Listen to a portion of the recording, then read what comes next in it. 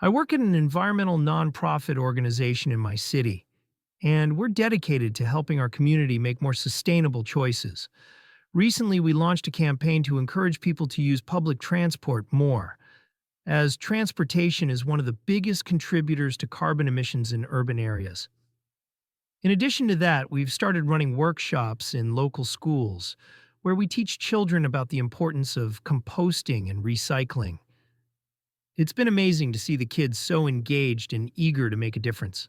I've also made a personal commitment to reducing my carbon footprint.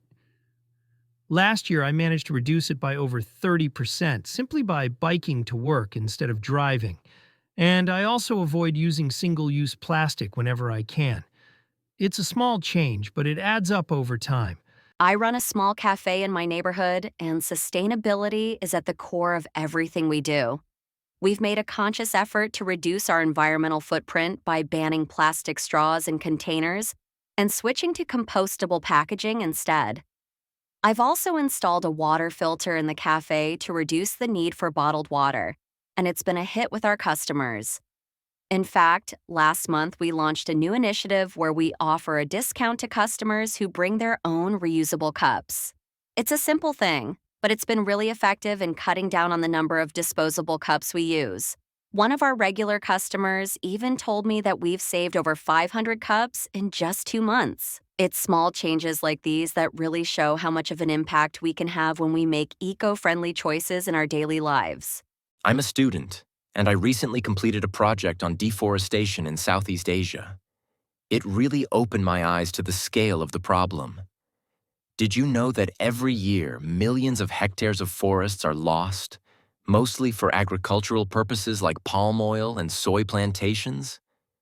After learning about the devastating effects this has on local ecosystems and climate change, I decided to make some changes in my own life.